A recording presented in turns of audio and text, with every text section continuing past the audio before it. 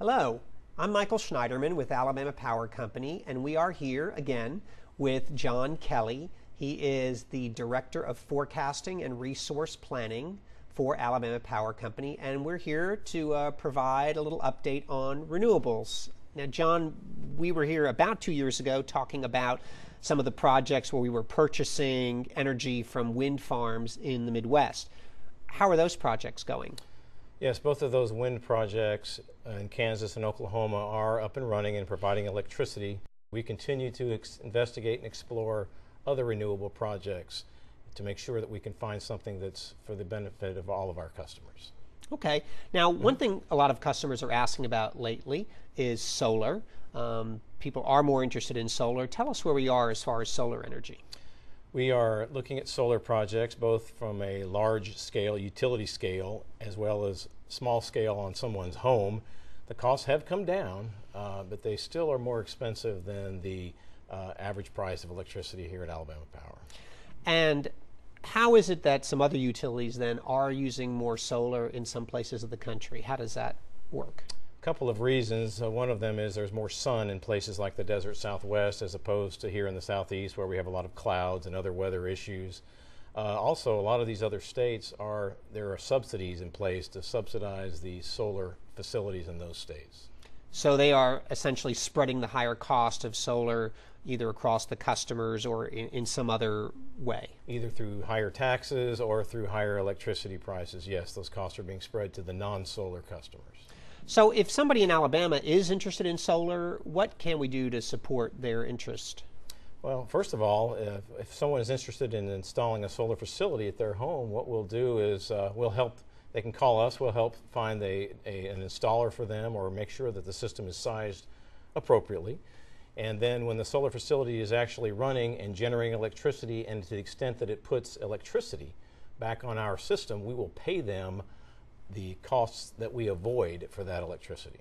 So we pay them for the energy that they're providing to us, but of course they're not providing the poles, the wires, those other things that we have to essentially use that extra power. Right. When electricity comes back onto our system, we do not have to burn as much fuel at our power plants, and that's what we are paying people is the avoided fuel costs at our power plants. But we still have these other things, as you mentioned. Now, there is an additional charge for folks who are coming onto the system now with small solar. Tell us what that's about. That additional charge was instituted to recognize that it's only fair that if you use our system to receive electricity that you should pay for it. I mean, we still have to invest in our transmission and distribution facilities. We have to maintain them. We have to have generation ready to provide generation to a customer's home when the solar plant or the solar facility is down, either due to cloud cover or a failure of some kind. So that additional charge is put there simply to ensure that the customers are paying for it, so we don't have to spread costs to the other non-solar customers, as I mentioned. So most of these folks who have small solar systems, they are still using our system. We're having to have power ready to provide to them at night or other times. And also they're using customer service and all those other services that come with being tied to our system. That's correct.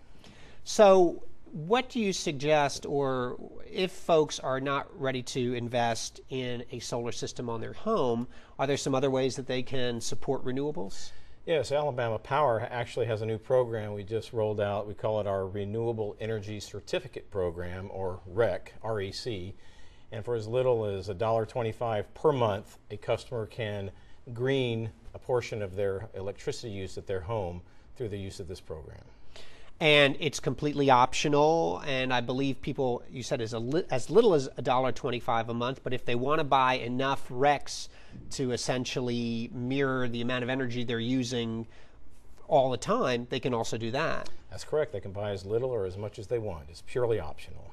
Okay, and if you are interested in our REC program or just learning more about renewables, you can go to alabamapower.com and click on the Environment tab and then click Renewables. Or you can call our customer service folks 24 hours a day. It's 1-800-245-2244. John, thanks for the update. Pleasure. And thank you.